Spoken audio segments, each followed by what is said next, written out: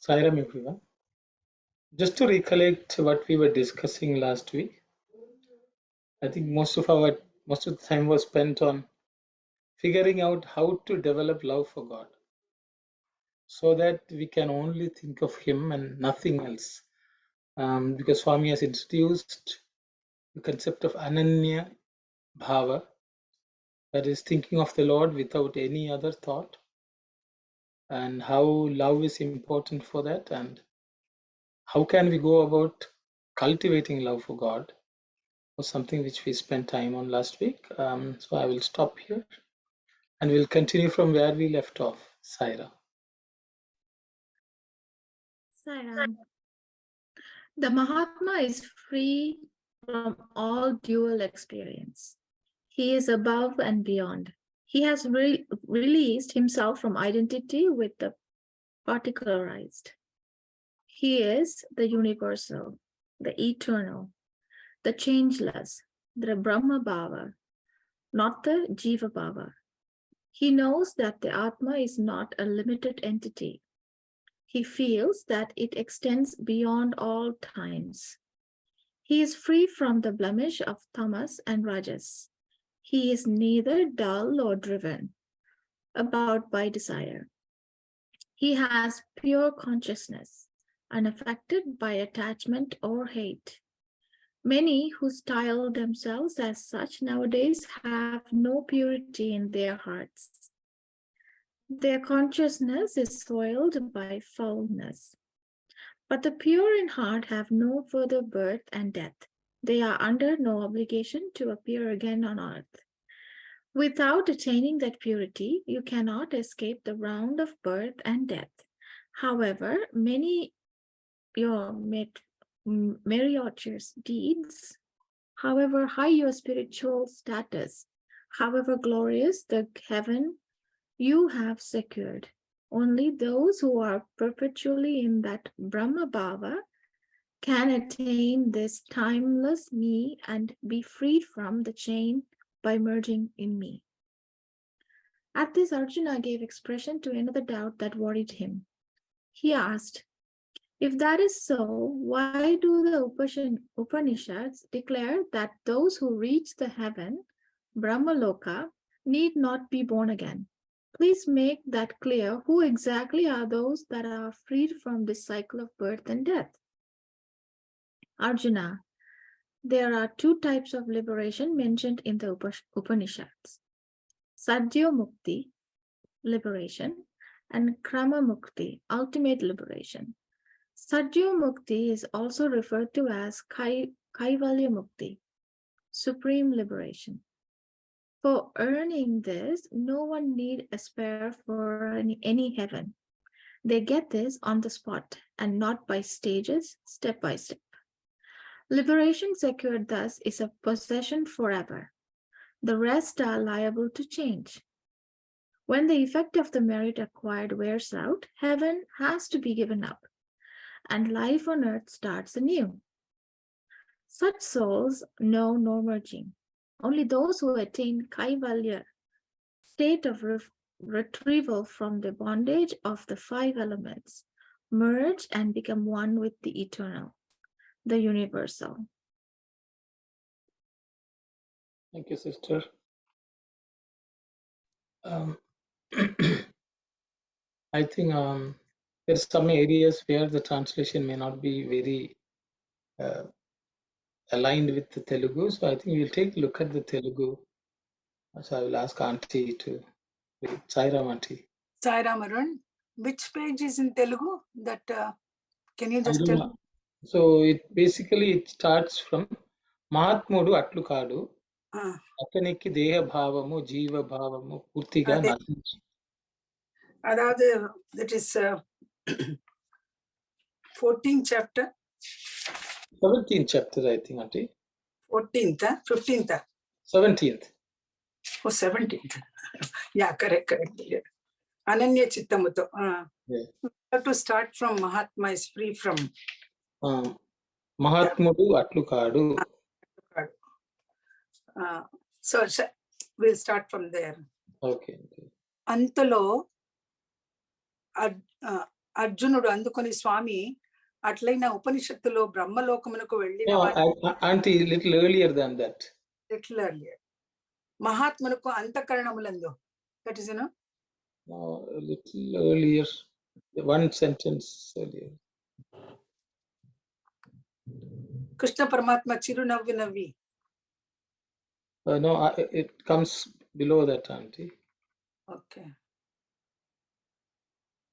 మహాత్ములకు అంతఃకరణములు దేహభావము పొంది అందువల కలుగు కృంగిపోవుట అశాంతి ప్రశాంతాలకు మధ్య గల అనేక కష్టములకు గురి వచ్చున్నాడు.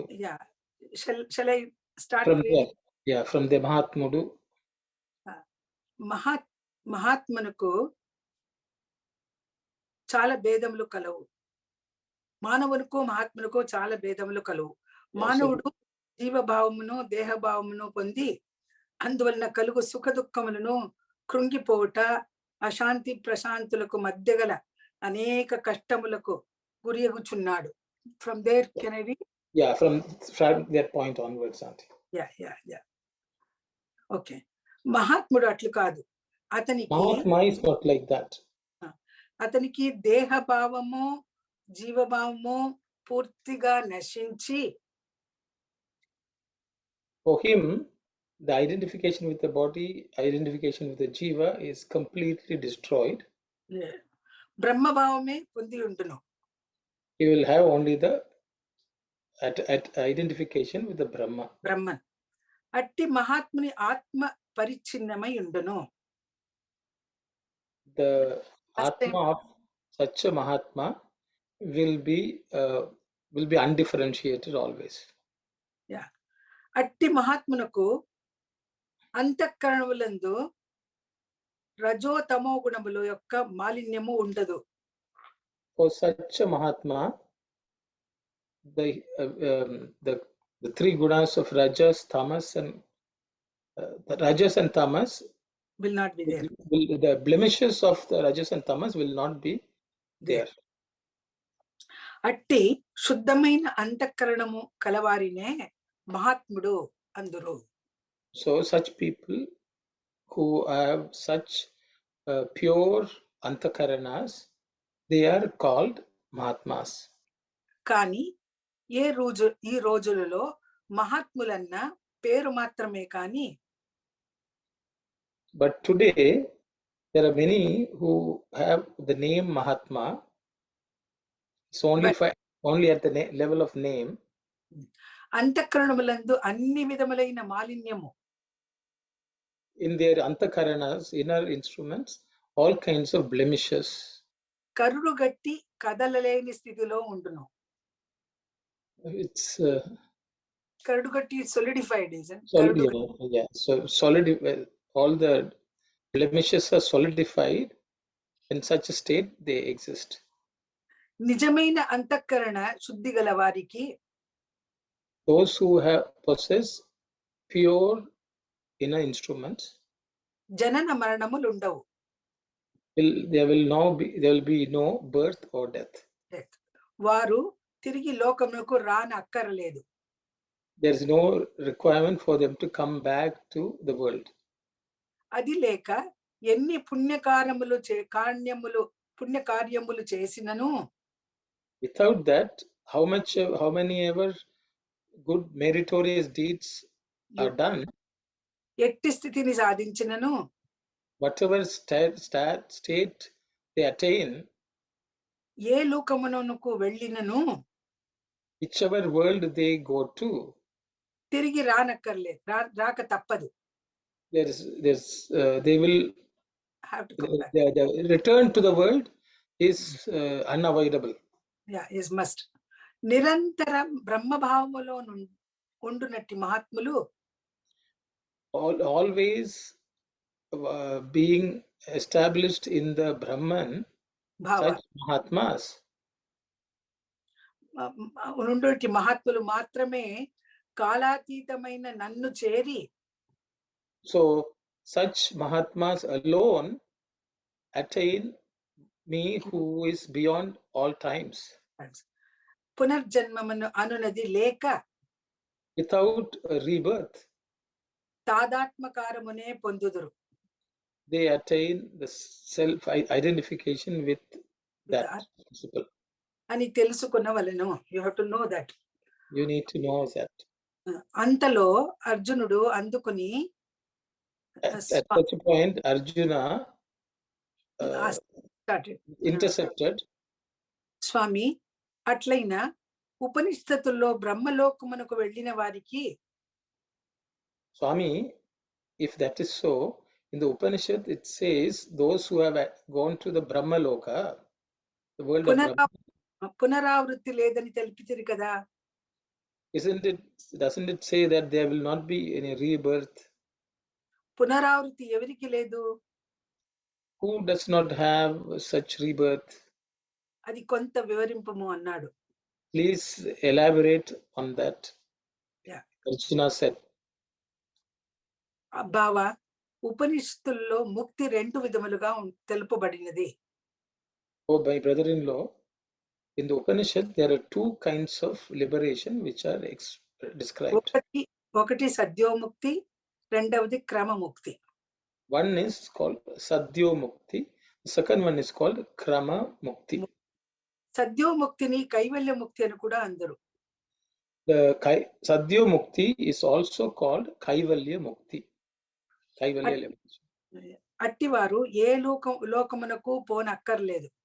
Such people do not have to go to any world. వారు అక్కడికక్కడనే భగవత్ ప్రాప్తిని పొందుదురు. They attain the Brahman wherever they are. అది నిత్యమైన స్థితి. That is a permanent state. మిగిలిన ఎట్టి ప్రాప్తులైనను But all the other attainments అనిత్యమైనవే, are impermanent. తాను చేసిన పుణ్య కర్మ ఫలము ఎంతవరకు ఉండునో, to whatever extent the good meritorious deeds are there, అంతవరకు the fruits of meritorious deeds are there. అంతవరకు స్వర్గాది లోకముల నుండి తిరిగి రావాల్సింది ఉన్నాం. Until such time they will remain in the heaven and then they have to come back to the world. వీరికి లయము అనేది ఉండదు. For them there will not be a merger. కైవల్యమును పొందిన వారికి మాత్రమే లయము. Only those who have attained the state of Kaivalya, they merge. That's it. Merger exists. Thank you. No problem.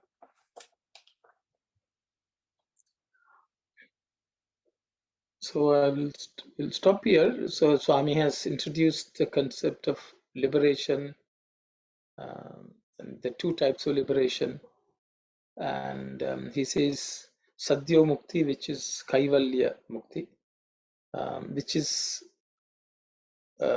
whoever attains that will reach the Brahman wherever they are. But I think on the same account he talks about Krama Mukti, which is a gradual liberation,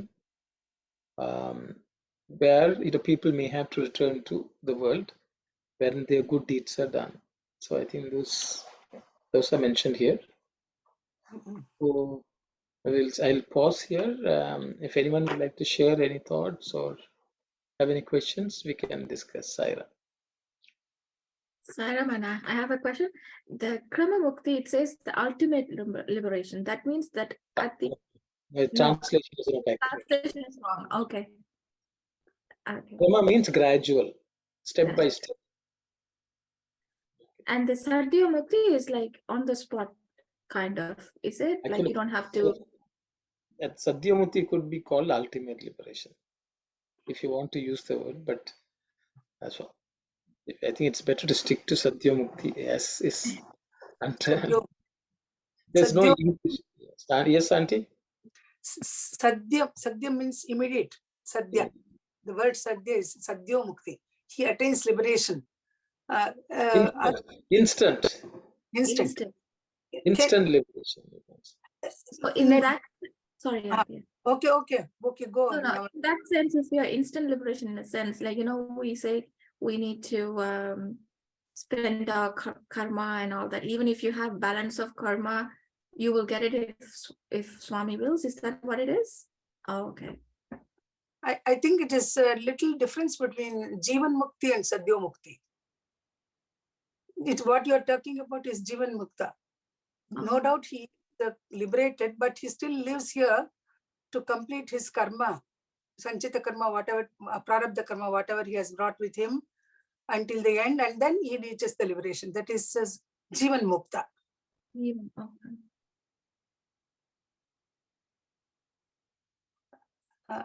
Arun, it is different. I think so, Auntie, but the thing, even though they may still remain, they are not affected by the karma. Yeah. Whatever happens, they are not affected. But they live alone. They will until their the body will drop off at some point when the karma is. Yeah. So can you say that Sadhyo Mukti is like a process, and then Jivan Mukta is that's what they end up being? Like once they have they get that? You could say so. Jivan Mukti means while being alive, someone who has attained, which is what it means. But that means the person has attained the liberation. It could be a Jivan Mukta can be coming to that state through Sadhyo or through Krama. But I think, the way Auntie has explained, Jivan Muktas generally may fall under the category of Krama. That means, they have not fully attained that total liberation. I think that's what Auntie was saying. No, I think, Arun, what happens is Jivan Mukti, when he attains liberation, he need not have to come to the earth with again and again. But return. Krama Mukti, what happens? One who does all the meritorious deeds, he goes to the Swargaloka, Pitruloka. First he goes to Swargaloka, then he comes back when his punya is ending, and then again he takes birth and goes to Pitruloka. And then Pitruloka, he stays there, and then he goes to Brahmaloka. So that is Krama Mukti. So it takes a long time for that soul to reach the ultimate liberation. Okay. Thank you, Auntie. Well, so once they reach Brahmaloka, even they too reach the ultimate, like they don't need to be born again. But I think what I have heard is he comes here to stay only in a Brahma Bhava. And then when the Pralaya takes place, then he will merge with the Supreme. Kalyani, it is what the person identifies with. Once the person identifies with the Brahman, whether the body is dead or alive doesn't really matter to that person. They are just using it as a vesture, as a dress. And the deterioration or anything of the dress doesn't really affect the person who has completely identified with the Brahman. It doesn't, it's irrelevant to that person, is my understanding. And so Arjuna is asking, like, the Upanishads declare that those who reach Brahmaloka need not be born again. And then in the answer, Krishna is saying, so like when the effect of the merit wears out, heaven has to be given up and life on earth starts anew. So does that mean like, whatever stage of heaven they reach, they will always have to come back to earth? Like, I think what Swami is trying to differentiate is liberation in stages means a person is slowly liberated. He is liberated from one aspect to another. But that person has not reached the Brahma Loka yet. Okay, so liberation can, for example, even Saloka Mukti, Sarupa is Sayuj. But once you come to Sayuj, that is complete merger. So these are different stages of liberation also, which is what Swami is talking about. So Sadhya Mukti means you have instantly reached the Brahma Bhava. So that's ultimate. Krama Mukti is in gradation, grades, by stages you reach that Mukti.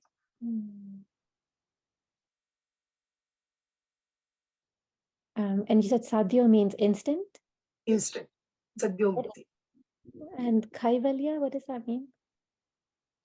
Sadhya Mukti and Kaivalya Mukti are same. Sadhya means Kaivalya comes from the word Kevala, which means there's only one.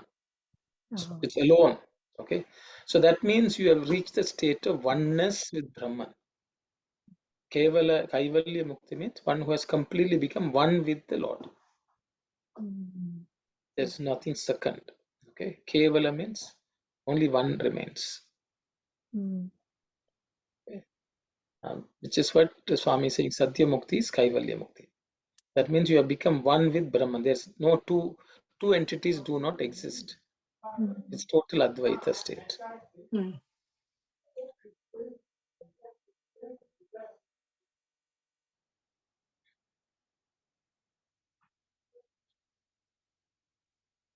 I think I just wanted to go back to what we discussed last week. All of us felt, that having that Ananya state, all that is very, very difficult.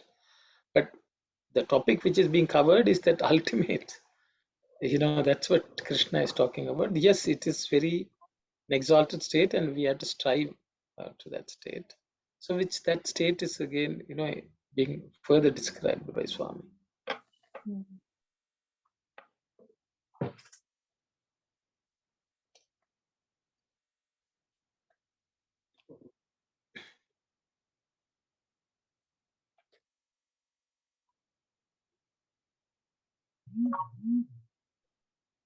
I think if everyone is okay, maybe we can move on. Just a general question, like because like Swami is talking about, when your merits are worn out, you have to come back. Like say like in this lifetime, I think Uncle, once you explained it in terms of like, oh, like if you're supposed to get a certain amount of money in this lifetime, you'll get it no matter what. Like, so whether you get it now or 10 years from now, it's all coming out of the same bank. Yes. And so if it's the same way for like our good karma, is like, if we like, for example, if we I guess go after some pleasures or some happiness now, that means we're depleting our bank right now. Whereas if we deny ourselves certain things, and we can save that and maybe like direct it towards, is that how it works? Sadhana, yes. So for sadhana. Okay. Just, you use it for something good. For the same resources can be used for just worldly pleasure or for sadhana also. So good merits, through good merits we get some resources. Whatever we have received, if they are put to good use, it's just like we have money, we can take and spend it, or we can reinvest. So continuing our sadhana, continuing the time we have, which we are blessed with, the resources we have been blessed with, in further, investing in the spiritual, path will bring better results, which is the kind of Brahma Mukti path. Sairam, sorry, I have one. Did Ananthi Aunty want to speak, or?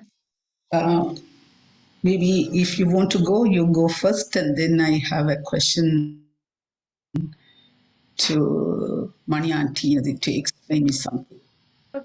Maybe I'm confusing this, Anna, because I was under the impression that in order for us to merge with God, our positive karma and negative karma has to be zero. So in here, they say that Swami is saying that with the Kaivalya karma, like you reach God, and once your merit is done, you're coming back. So I thought if you had plus merit that you will be in this earth to kind of, so I'm a bit confused here. Maybe I'm confusing multiple things No, I together. don't know where you heard that our good and bad should be zero so that we can attain. It is never possible. It is just not possible. So the only way to do it is to raise ourselves beyond the state of karma. Karma only afflicts. I can't really remember where, but that was my impression. Maybe that's wrong. That is the general tendency for us people to think, but that's it. We will live thousands and thousands of births, and still we will not equal good and bad. That's the reality. So that is a thing which we can chase forever until pralaya. It's not possible. So the best way is to. It's like they caught in some floods. So you can see you are jumping into the ocean. Let's say you are drowning in the ocean. You can say, I will wait for all the waves to subside. Then I can free myself. I can swim. In the ocean, the waves will never stop. They will never stop. So how can you raise yourself? You have to find somebody who will lift you out from the waters. Okay. After you're lifted up also, you can see the waves still being agitated. Because the ocean will always be the same. The waves will never stop. So waiting for the zero state is like waiting for the ocean, all the waves to so calm down, and then we can be without any problem. I think it's like that. Thank you. The Sairam, under the gradual liberation that is termed as Grama Mukti, in that one, Maniati mentioned that there are three different lokas, that is Loka, Pitraloka, and the Brahma Loka. And we have to gradually move from one loka to the another one to reach the destination. That is the Brahmaloka. What is the what are there in the Sorkaloka and the Pitruloka? The I have heard about the Sorkaloka. Maybe all kind of uh, maybe pleasures or maybe whatever we like. We may we would be having the opportunity to enjoy. And the Pitruloka, what is there in the Pitruloka, and what are the maybe what is the importance of reaching there before we reach the Brahmaloka? What would be the purpose to reach the Pitraloka? Pitraloka, my understanding is our ancestors would be there. Maybe we have to get the blessings from them before we reach the Brahmaloka. Maybe that is one of the requirements. So maybe I want to know maybe some explanation to better understand those three lokas. Thank you. Arun, Okay, see, I'm caught there. okay, I understand. See, Pitraloka is, I think Swami is later on, there's further Swami is talking about it, I think, in something. Swami is Yeah, talking only about Chandraloka and Suryaloka. Pitraloka is wherever people who are departed go there. yeah, ancestors. And they have to come back to earth, is the general belief. But there are, sister, Swami is not mentioning all the lokas here, but there are 7 lokas supposed to be, Yeah, yeah, Dhruva, Suva, Tapa, Maha. uh, yeah, So there are all kinds of lokas. Depending on the state of evolution in the path, one will reach some of those. But Swami does not go into details of those yeah. lokas. See, even if you see, then you can, are they geographically somewhere there, or where do they exist? So it's another question. Ultimately, all the lokas can be experienced while we are here. Yeah. See, like if you take Canada today, we are all in Toronto. There are different people living in different worlds. Some people are having good time, some people are suffering, some people are doing some sadhana, some people are doing, so everyone actually lives in one's own world, the world we create. Um, so that is my understanding. So Pitruloka is something which Swami has not generally mentioned, but Swami is talking about. Pitruloka is where all the departed people go. As you said, if we go and meet our relatives and our ancestors, we may not go to Brahmaloka because we are, Stuck there. we should renounce that also. No, first of all, if they do all the meritorious deeds, they have to enjoy the fruits of those meritorious deeds. So they go to Swargaloka and enjoy pleasure and then everything. Then again, they have to come back because it is all done. Punyam, Martyalogam. Martyaloka again. Then again, we do all the things, and then we maybe if we have done good deeds, again we go to Pitraloka. There we meet our ancestors, maybe, and getting their blessings, and then again come back. Again come back. Again we strive hard to reach that Brahmaloka. By status, we may reach that stage where we get that Kaivalya Mukti, where you are not separate from Paramatma. You are one. Paramatma and yourself are one with there. Kevala means to separate yourself. Kevalam. To take the Atma completely gets away from the body, mind, and intellect complex. And then it reaches, it merges with the Lord and it becomes Brahman itself. So that is what Brahmaloka. Kaivalya Mukti it's called. Thank you very much.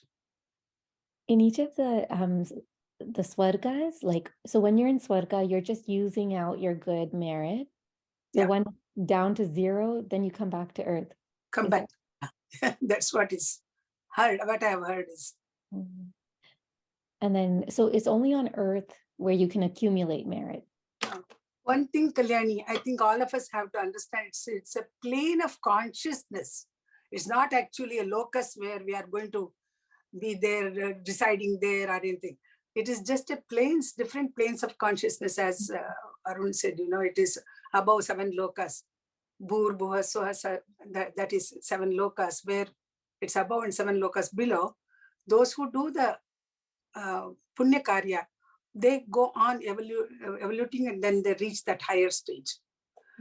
Whereas those who do the Papa Karma, they go to the Patala, the lower lokas. That's what our scriptures say. Atala, Vitala, Sutala, Mahatala, Patala. Talatala, Mahatala, Patala. If anyone is interested in knowing the lokas, they should take Prashnottara Vahini. I think Swami is covering some of that. Sorry. So like say you go to Swarga Loka, you use out your good merit, you come back to earth, and then what makes you gain so much merit that now you go to a higher Loka? Like, why don't you just go back to Swarga Loka? See, it is Kalyani, the same analogy. You have some money, you withdraw, if you use it up, then it becomes 0. But if you take the money and invest it well, the money may have multiplied, but at the same time, your spiritual progress may be, you may have attained some spiritual progress. So it all depends what we do with the merits. So when we go to Svargaloka also, if people are just there for enjoyment, then you have used up the merit, but no good has come out of it. Whereas if you go to Svargaloka also, you can still increase the merit through what I would say investment. You are in Devaloka, you are among the Devas, you can do your own worship. So I think ultimately it all boils down to when we are happy and when we are enjoying the world, what are we using that state to achieve? I think that's what matters. If we are wasting away without accumulating further merits, then you return. So I think in the Gita there is a verse where Krishna is saying, Kshine punyam martilokam vishanti. If your meritorious deeds, the merit balance has depleted, then you have to go back to martilokam, which is earth, world. It's just like someone who has money, if they've used it all up, then they have to go back to doing work. But if you have accumulated wealth and you're invested and so on, maybe that itself will continue to grant you wealth without you having to exert to earn money. I don't know whether it makes sense. Mhm.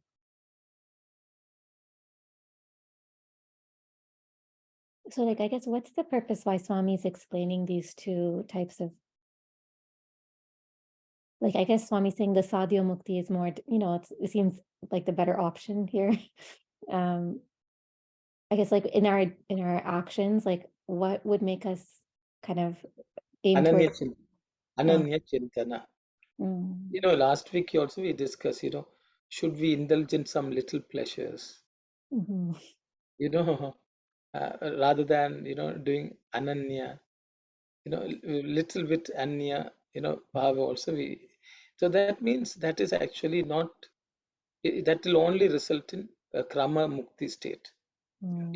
You'll have to go back, you have to try again and try again. I think that's my understanding. Yes, Auntie, you were saying something. Arun, Yes. this Sadhyomukti can be translated as ultimate liberation. It's not, Kramamukti is not ultimate truth. Yes, I It's, think that's why I said yeah, let's put Satyo there, because Kevala is that ultimate. yeah.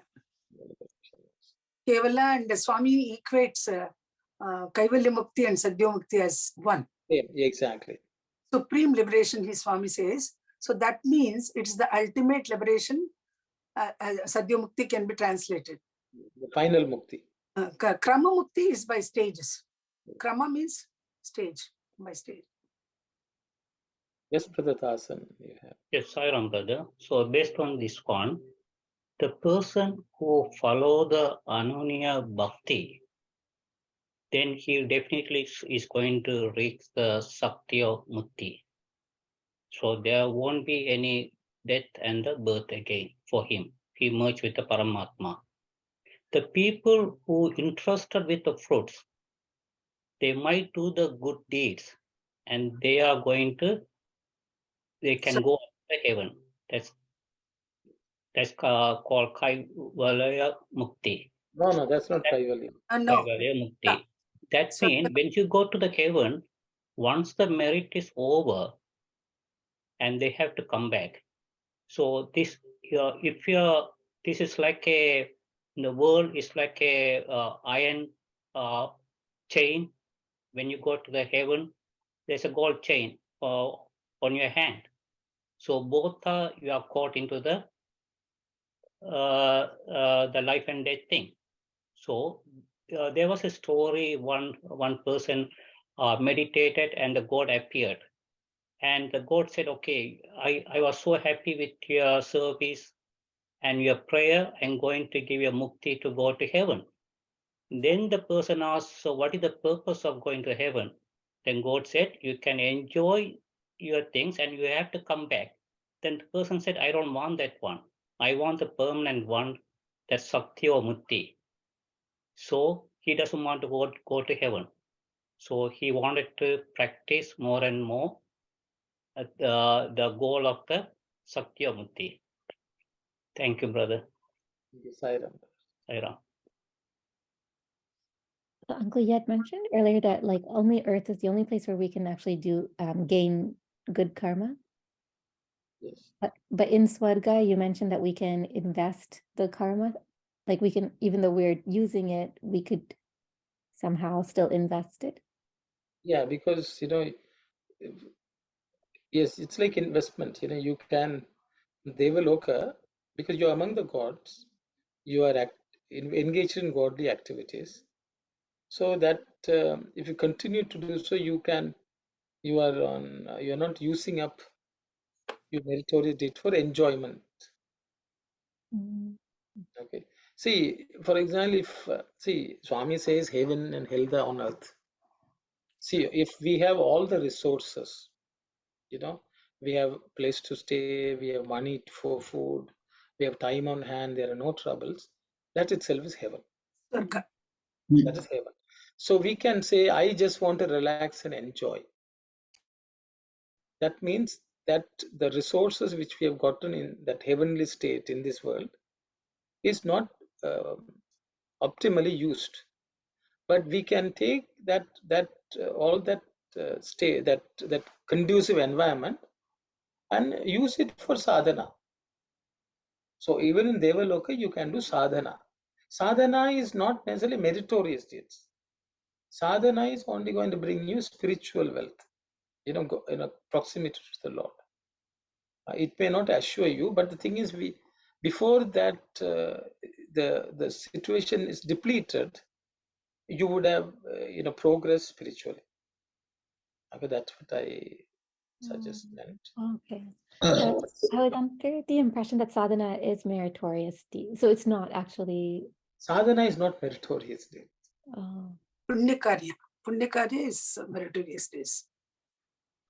so that the Sorkalokam, it's like a vacationing time in a very good location, kind of, yeah. If we Yes. have the money and maybe bank balance and everything, we go to that destination and enjoy. And if we have the yearning, then even we can do something, maybe spiritual sadhana over there. Otherwise, we will be coming back whenever bank balance so that the money is depleted. That kind of understanding, I have got it from the discussion there about the Sorkaloham. Yes, so this is very temporary then. Of course, it is temporary. We talked I about. think it's on this context Kalyani Swami says, all the sadhana which we do, even like doing bhajans, doing namasmarana, all that can be good karmas.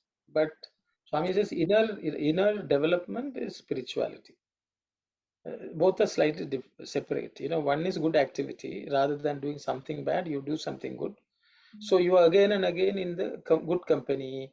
You will be among people who are doing some sadhana. But even after going to that situation, if we are not making effort to become closer to the Lord, if we are not using that opportunity to think of the Lord, which is actually sadhana. So yeah, I hope there's some clarity or differentiation between meritorious deeds and sadhana.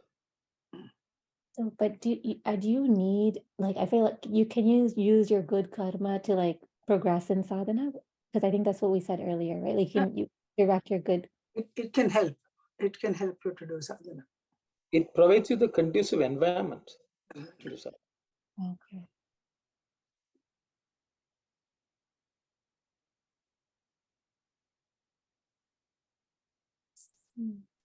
Yeah.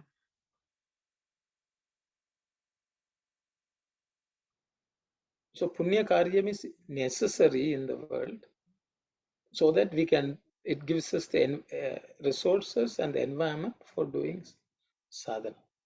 So that is also needed. But once you do that and you get the resources, if you do not use it well, that opportunity may be lost.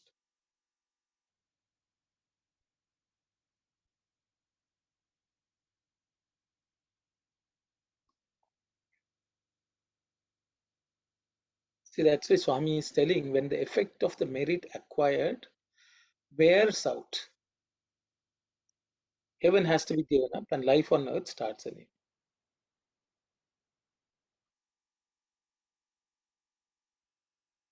I think the key word is wearing out.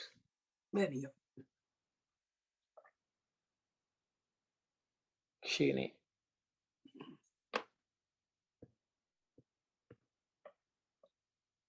It's like, some people say, I want to retire at the age of 40. And, they have saved some money. And so they say, okay, now let me retire. But such a person, if they use up the money the money is all lost, then they have to go back to work again. But the person who has retired, if they're very diligent in how they use that funds and they invest it properly, they don't necessarily waste the money, they can remain retired, you know. So it is something of similar nature, even in the spiritual field.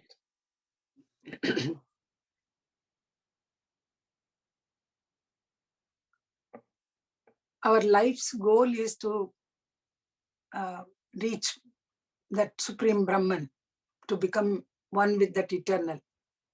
We try our best. Whether we go to other lokas or whatever happens, we don't know.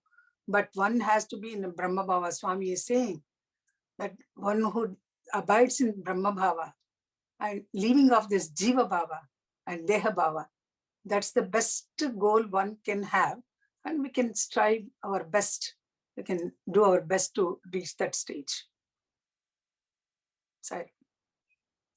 So does that mean like whether you're in hell or in heaven, like your sadhana can still progress no matter what? Yes. But in hell, the problem is the problems may be so much that you may not be able to focus on sadhana.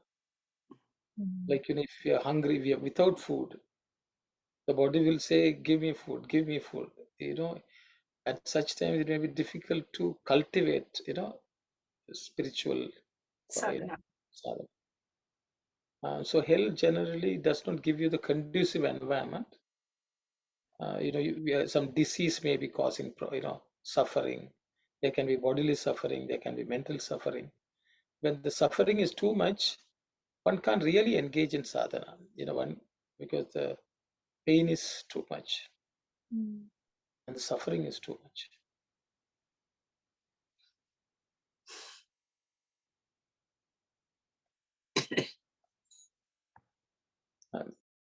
The same thing Swami says, you know, many people think that, you know, when we are young, we have to be very active in the world. And when we are old, we will start doing some sadhana. Swami says, what can you do? You cannot do anything when you're old. You know, you won't have the energy to do sadhana. You will not have the strength to do sadhana. So he says you have to start early when you're young. So it's the same thing. So when you're in heaven, it's like if you're born in a conducive environment, it's all the more important that you have to like focus on sadhana rather than wasting it. It's like any little pleasure you indulge in, it's like, oh, like you've wasted that rather than, you know. To some extent, yes. Then, you know, we are in the Krama Mukti stage, you know. That's where Swami is. Gradually will. Yeah, also we can progress, but 2 steps forward, 1 step back, 2 steps forward, 1 step back, 2 steps forward, 1 step back, like that. That's what is happening to all of us.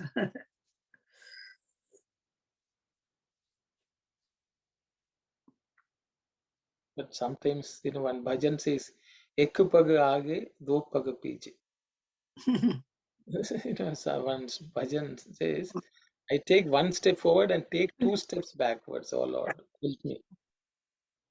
John Enilal, Morangai, you know, you climb this much and then Morangai, you fall back. In Tamil, we say that.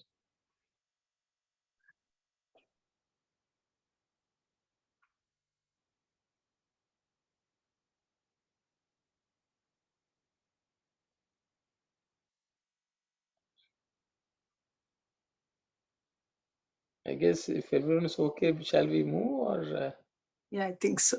otherwise I think it's becoming very depressing.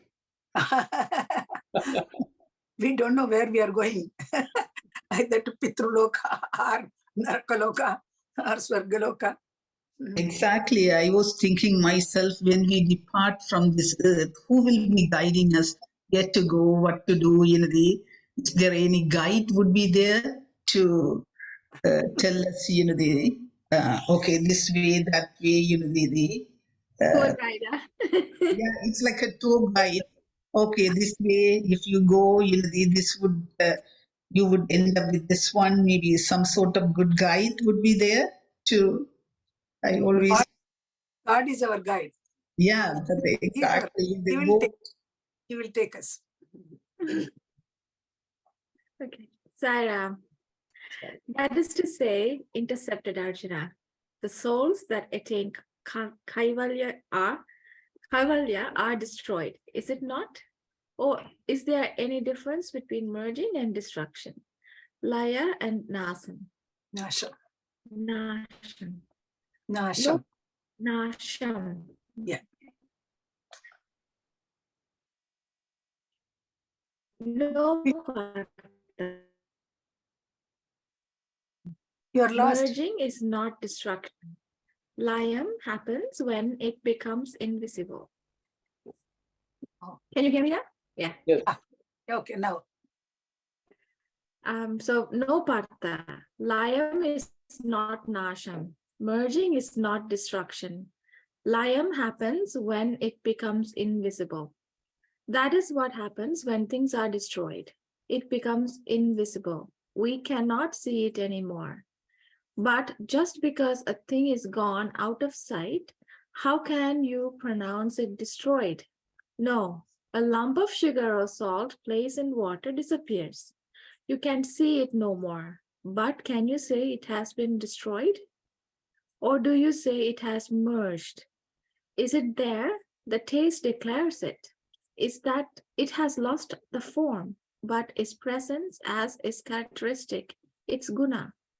The jiva also merges like this in Brahman. It is not destroyed at all.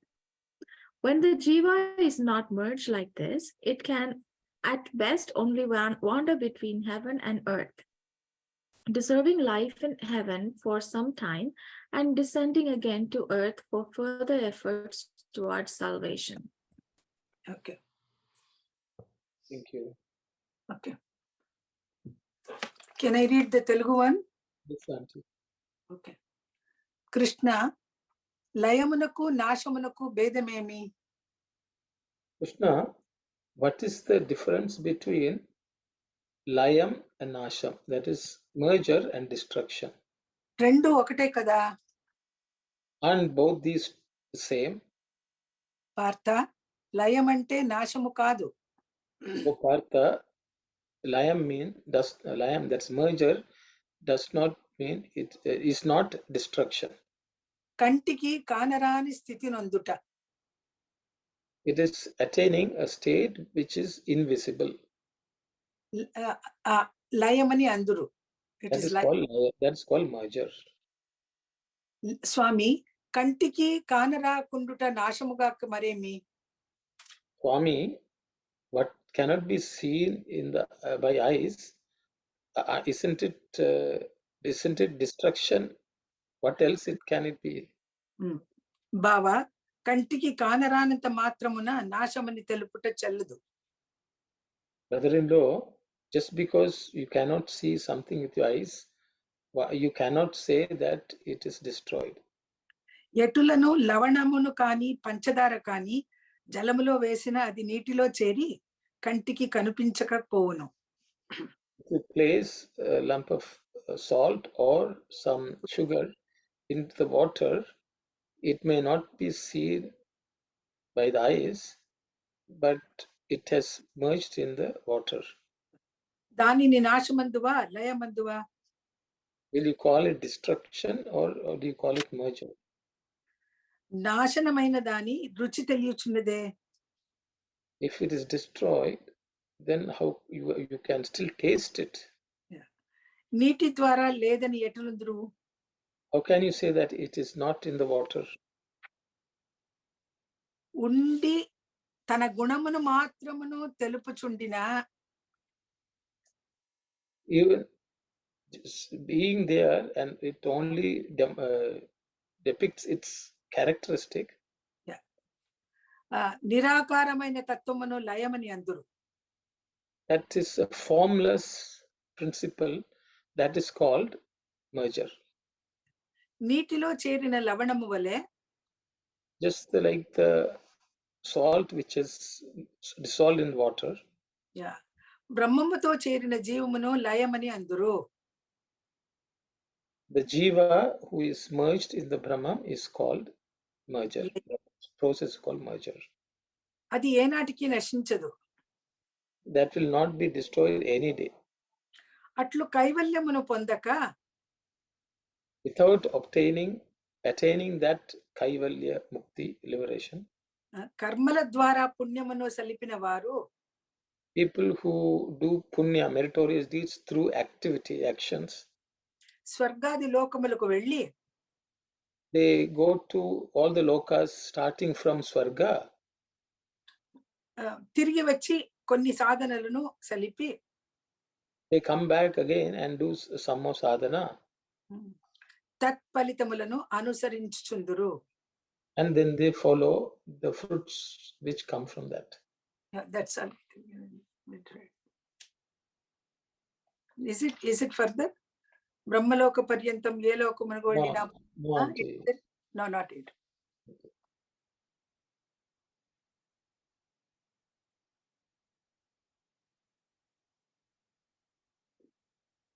Basically, Swami is differentiating between layam and nasham.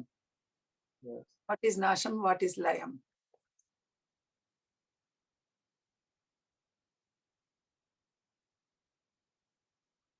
Sorry, can you translate that line again? Undiyu tana gunamunu matramu.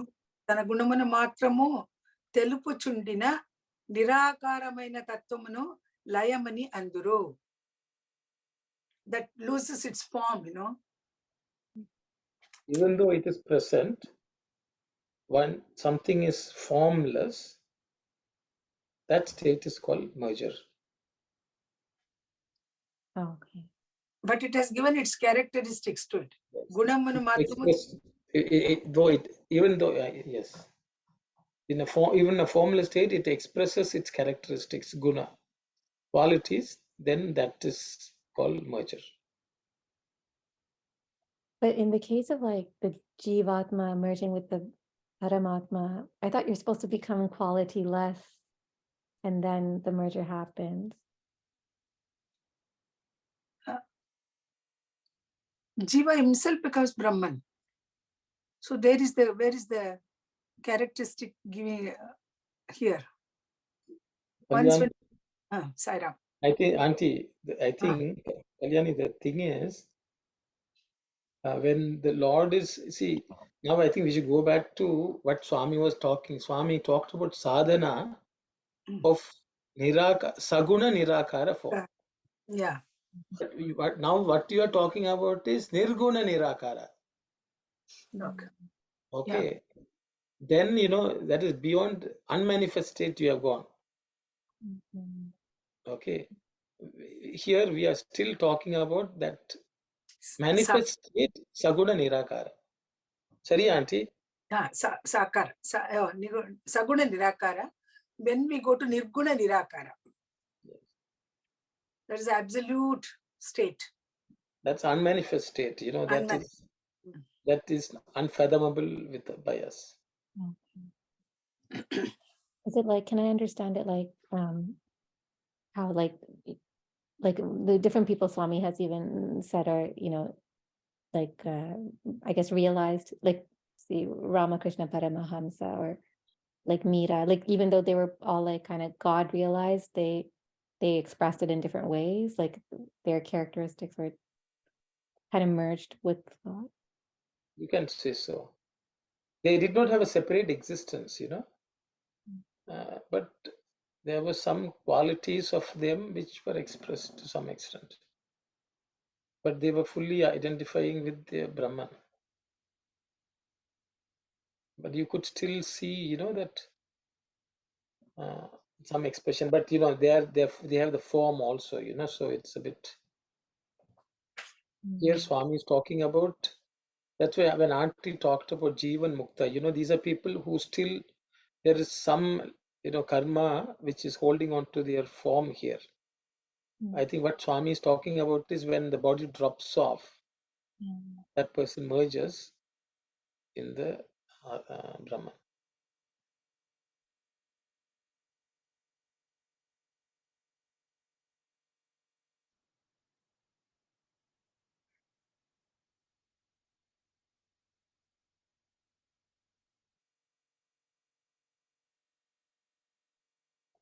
I think Swami is just explaining with this example, what is layam. Illustration. Yeah. So where is the nasam part here? This entire paragraphs, it explains only the layam. The maybe forthcoming, the Swami will explain the other part, the destruction nasam part. I think nothing is ever destroyed, Auntie. I think Swami says that. It is not destroyed at all. Swami makes that statement. That means there is no destruction. It's something which does not become nothing.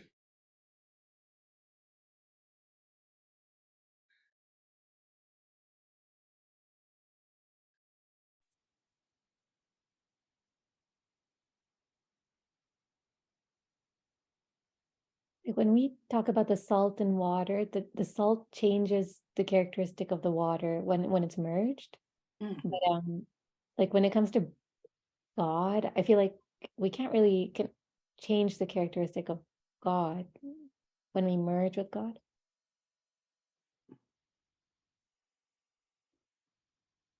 So the thing is, I think that's why I said Swami is giving this for illustration purposes. Yeah, so don't take it too much. Yeah, so it's like, does the ocean have taste? The ocean water, does it have taste is a question we can ask. Mm. The real water is actually taste free. But the thing is, when all the rivers merge in the ocean, they give the salty taste to the water. But is the water free from salty taste? It is. But the salt which has come from the rivers have given that taste to the ocean. Okay. But water is without taste. So the thing is, I think it is similar to that. But is the water tasting that? It is not. Is the ocean water tasting salt is a question we can ask. That is only discernible to us who have this ability to taste salt. So it is, I think, the same with Paramatman. Paramatman is beyond He is pure. gunas completely. Mm. Gunatita. But when individuals merge, we may give that quality, maybe seen by others, that quality. But has the Paramatma affected by it? No. I think that's the way I understand Kalyan. Yeah. Nobody can give his character or her character to the pure Atman. It's all individual, our own characteristics, but we cannot influence anyone. And of all the things, Bhagavan is supreme, is pure and eternal, and he cannot be changed or any by us. But only thing, as you said, once when the soul merges with the supreme, there is nothing as characteristics or anything. I don't think so. Maybe we can say we take on God's character. Right? Anyonya adhyasa, mutual. Yes, Dasan, you have raised your hand. Yes, Sairam brother. So based on this one, someone can ask what happened to the Atma when it's merged with the Paramatma. So Swami nicely explaining, if we take a salt or sugar candy, when you merge with that one, both are same taste. That sugar candy will merge into the water, but you cannot see it. But when you vaporize, you can see it again. That is the different story. But it's not, you cannot say it was destroyed or disappeared. But for your eye, you cannot see it, but it is there. So thank you, brother Saira. Thank you, brother. Sairam.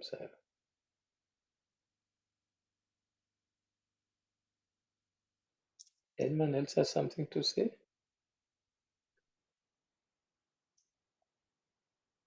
we lose our identity and all the things along with our body, and we merge in God, and one, when we become one with the Lord, we are Brahman. Aham Brahmasmi. Then we reach that stage. There is nothing as characteristics or our own individuality and individual existence. It will completely be merged in that Supreme. So Sairam, brother and auntie. So the God has 6 quality, yeah? Wealth, power, fame, and detachment, and wisdom, and dharma. So those are the attributes that if we attain to those attributes, then we merge into the God. While living, nobody has got all the 5, 6 this thing. Then you become Bhagawan while living itself.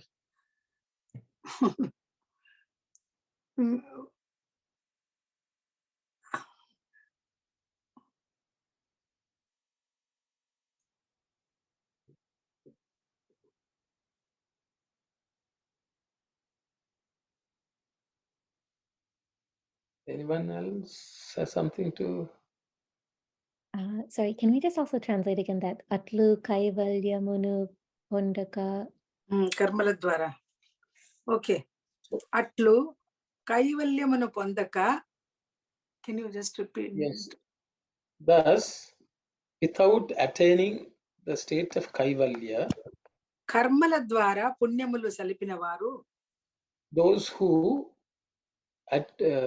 perform meritorious deeds through action, Swargadi Lokamuluku Velli.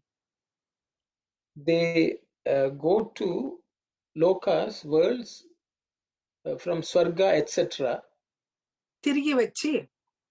return back, Konni Sadhanavulanu Salipi. do a little more sadhana, Tat Palitamulanu. the fruits of those sadhanas, Anusarinchu Chunduru. They will follow that. they'll follow that. So I'm a little, so here it seems like Swami saying, Hmm. if you do punya through Hmm. action, you go to Swarga, then you come back, then you do more sadhana. So Swami kind of equating punya and sadhana here. So I think Swami is explaining about Krama Mukti here from what I Yes. understand. Yeah. Okay. So I think your question is, does it mean in Swarga we can't do sadhana? I think there are two questions which you may be, one is, are they not doing sadhana in Swarga, or is sadhana only possible on earth? Okay. Is Swami equating sadhana with meritorious deeds? I think those are things which you're asking. Because Swami did not, he doesn't say, in the translation, I think it's written, in heaven for some time and descending again to earth for further efforts towards salvation. Yeah. So that means, you have used up. In heaven, you have used up whatever meritorious did. So you come back again. So then maybe on earth you do some sadhana. I think from that sense, I think Swami said, that's the way I understand. I think, so, but there are other places where Swami has said, earth is the best place to do sadhana also. Okay, sadhana is done best on earth. That's also at some places Swami has said. Because it's action, it is karma bhumi. Earth is the karma bhumi, whereas Swarga is not karma bhumi. So that's why I said, Kalyani, when you're heaven, if you invest, you don't have to work. You don't have to work. That means you are just using what you have in the best way possible. Okay, you put your resources to good use. You're not going to work, and that will by itself propel you forward. Okay, whereas if that is not there, you had to work really hard when you come back. See, sadhana is easier done in Swarga if we use the opportunity. Otherwise, you have to come and work hard. So I think that's the difference, the way I understand. Wrong, brother. So I don't know whether right or wrong, brother. In whatever you said, the law, this is karma bhumi, and that heaven, you cannot do the karma. That's what I read it somewhere long time ago. I don't know where I read it. So the people in heaven, even Devadas, they get jealous with the people who are in the earth, because they can do karma and they attain the liberation. So I don't understand why they cannot do karma or sadhana in heaven. Thank you, brother. If you know the answer, I don't know. Yeah. Arun. Sorry, I want to interrupt in between. Sorry. I have been listening to this conversation. It's very nice. The questions I came up in my mind were well answered. I had a question, Brother Arno. We go to whatever the loga may be, and spend all the merits, whatever they have. Say, for instance, A and B, A have 50 merits there, and he goes up there and he spend about whatever that exhausted, and he's coming back with a 0 merit now to the earth. And the B in the earth is having another 30, whatever the merits, maybe 30 merits, whatever it is. Then he's lower than the other person, though. How is that going to, the mathematical equation works? I don't know. Swami, I'm trying to understand. Mine is only a human mind. The Swami is God. He's saying something. There must be something which I couldn't get. Can you repeat the question, please brother? Can you explain that to me, please? Thank you. Please, can you repeat the question? So, okay, I don't know, brother. I don't know. Say, for instance, A and B are in the earth. A has a merit of 50, and he goes to the Swargaloka. And he spends his merit, and he has to come back again to the earth to do some other meritorious deeds, to go to the other Pitraloka, whatever it may be. In the meantime, the person in the earth is, the person B is in the earth, he has another 30, say 50 merits. So the person who has come back from the Swargaloka has 0 merit, and this person has 50 merits. So when Atma is evolving to go to the Brahmaloka, the person who has gone to the Swargaloka has now lower merits. How he's going to achieve the Gramamukti or whatever it is, how he can achieve the Brahmaloka?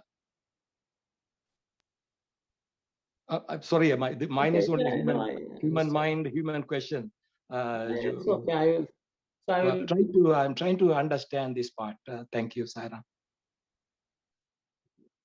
I'll just ask, just to understand. So there are 2 people on earth. One person has 50, a credit of 50. The other person is at 0. At that point, the person with 50 is going to heaven.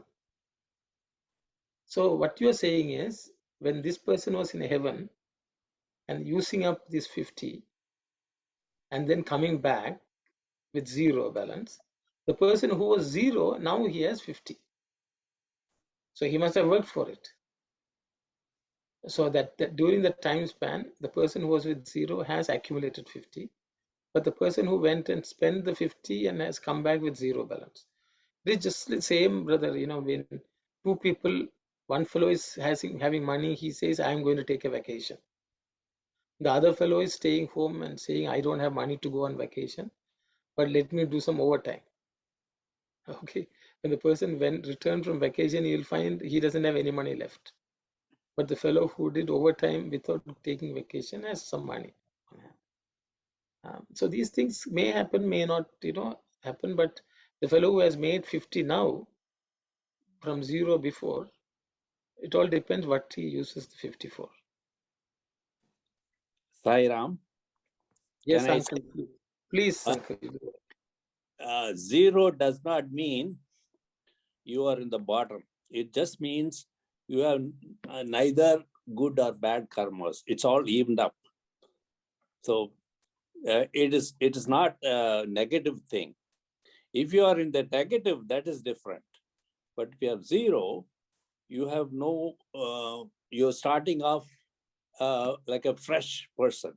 Okay. So that's what I understand.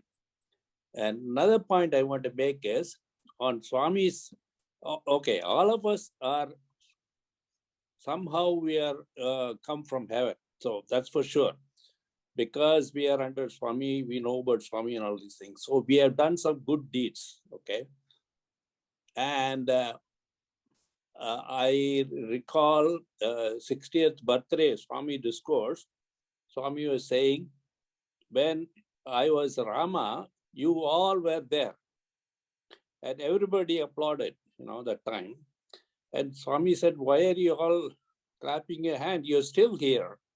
So these, we come and go, come and go, come and go. That's what we are, So our sadhana, we keep on doing it here.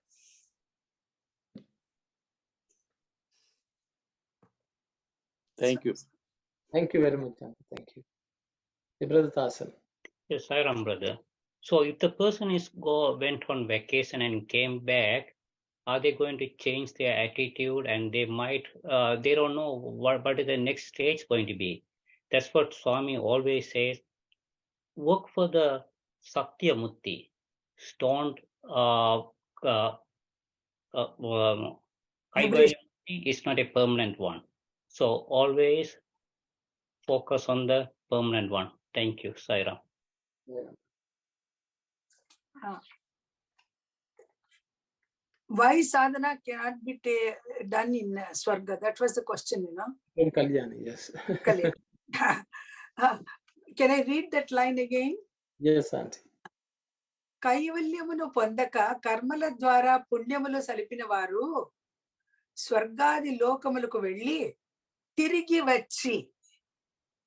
వచ్చి కొన్ని సాధనములు సలిపి తత్ఫలితములు అనుసరించు. So Swami is very clearly saying that you have to come back and do sadhana here. I think that was Kalyani's question, Auntie. Kalyani's question. I don't think we can do any sadhana. There is maja and then enjoy. in Swargaloka, there is no room for you to think about sadhana and other things. You are full of pleasure and joy there. So when we come back, but we will come back with that background in us that we have to do sadhana. We are not going to become 0. We will start the sadhana again and then make more efforts to reach that, because we are in such a mental makeup. That's what I feel. There's more chances for us to do sadhana here. And Auntie, I also just wanted to highlight, Swami uses the word Swargadi Lokamula. Swargadi Lokamula, Kramamukti Jaise. Yeah, so he's telling the worlds, Swarga, etc. Etc. So it is not only Swarga Loka. They can go to some other loka also and then come back. I think that's what. That's why there are these 14 lokas which Swami describes. 7 above and 7 below. Yes. Okay, so. Sairamana. Yes, Sairam. The sadhana part, I don't know whether it can be done on earth or heaven, but mukti can be attained only through the human route. So there is nothing like I can be in heaven and get mukti. So one has to come and do their karma, take care of whatever it is in terms of accounts, everything, and get it settled, whether we call it karma phala tyaga or however we want to define that. And attaining kaivalya is possible, from what I've heard, is from earth. That is where when Brother Tasan was saying that even gods envy the humans and so on, it is more from the thing that they know that ultimately the merger with the absolute can happen only when the ultimate gross, that is the body, is shed and that is shed along with, whether we call it Annamaya Kosha, Pranamaya Kosha, but even the Manomaya Kosha is shed with that, and only the pure absolute, the Vijnana merges in the Anandamaya, and only that Anandamaya remains, for which Jantunam Narajanma Dhurlabam, the human birth needs to be taken. So independent of whether sadhana can be done on earth or on heaven, the ultimate part of merger can happen only via earth, meaning through having the body. And that is where even the gods earn to get a human life so that they can merge with absolute. So, which again gets back to the thing that even if we were to understand that we can do sadhana in heaven, ultimately we have to come back and gain fulfillment through the human body which is on earth. So that is where the whole thing of utilizing the human birth to attain the divinity gains fruition. Thank you, Sai Satish. Sorry, brother. My question is actually the example I brought it up because I wanted to understand what are we accumulating?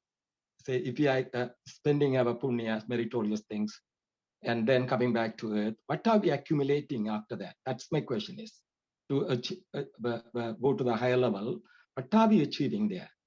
That is my question. So sadhana or meritorious deeds, brother?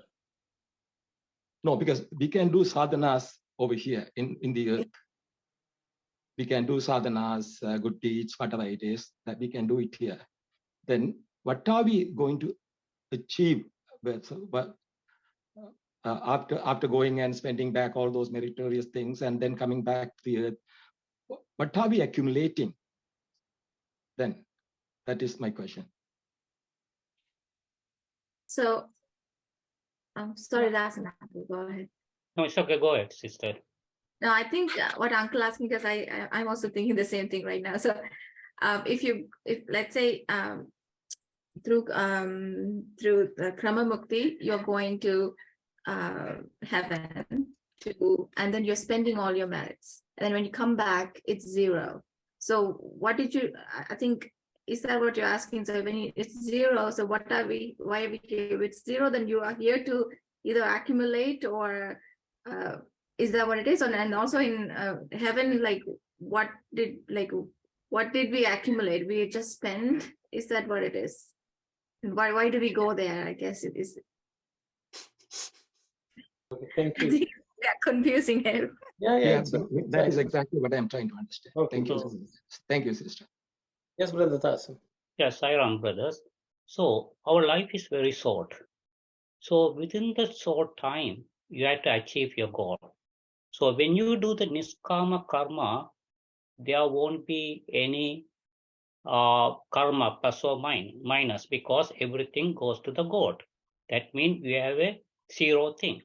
Then that time, Lord Krishna said, you're going to merge with me. So if you have did some good service, so your merit is going to be there. When the lifespan is finished, that particular age, then you have to go somewhere. So you have to go to heaven. If you have something good deeds you have done, automatically you are going to the heaven. You cannot say, oh, I'm not going there. But when you are in the lifetime, you have to work for that one to merge with the Paramatma. So when before that life's finished, you have to achieve the goal. That is the understanding mind. Thank you. The last line, Swami is saying, it is when the jiva is not merged like this, it can at best only wander between heaven and earth, deserving life in heaven for some time and descending again to earth for further efforts towards salvation. That line is very clear, Swami. So we are going to do more efforts for salvation, for the mukti or for the liberation. So it's not again accumulating punya. It is our further effort put forward to reach that supreme. Okay, very nice, sister. Thank you very much. I agree with that part. Thank you so much. Yeah, further efforts. Sorry, Sorry, Auntie. Anna, go ahead. No, you can ask. Sister Anandi had raised her hand. Sairam, for Brother Arul's question, I thought myself, when we go to one of the lokas and we spend the time over there with our meritorious the deeds or points, and when we come back, we would be having some sort of experience, if we don't go over there, we never ever had that experience. Maybe the Brother Arul asked what we have achieved, when we come back, or what would be our achievement. Maybe some of the experience without going and without going into that particular place or local, you never ever get that experience. Maybe that experience uh, may motivate further to get more sadhana. That's what I am thinking. That and Mani Aunty also nicely, touched that point too. It would motivate and it would push us more towards the sadhana to reach the ultimate destination. Yes. Thank you, Sairam. That's my little point. Sarah. Thank you, sister. Narmada, you can. I think she's having some internet connectivity issue. Yeah.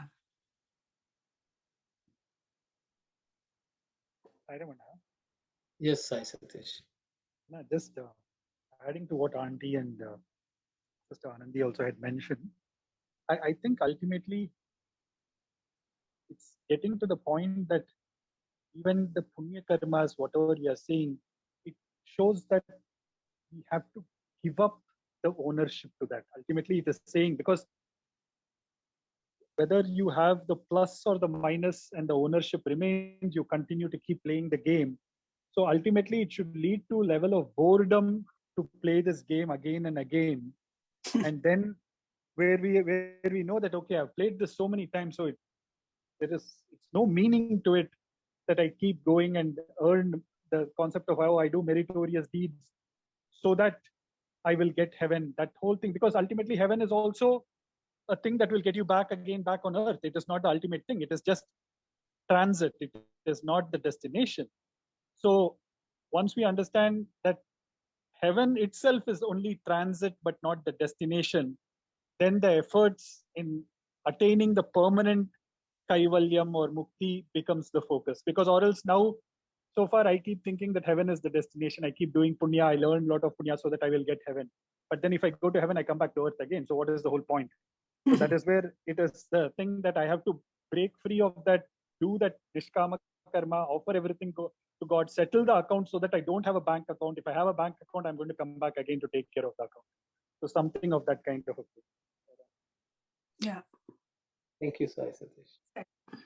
Thank you, Satish. Sairam. Sorry, I'm sorry. So if I understand this correctly, so we keep on doing Krama Mukti until we realize that we need, what we need is the Satya Mukti. So until we get the Satya Mukti, we keep doing the Krama. Is that what it is? Okay. I guess also when we come back to earth with zero balance, I guess like our inner instruments and everything, maybe they're more purified, or maybe they've had the realization that Swarga is not everything we thought it was. And so our antakarana should be like, might be more like pure. Yeah. You have refined your instruments so that we can get to the next stage. So, brother, when you go to heaven, there's apsaras all there too. We can spoil more too there.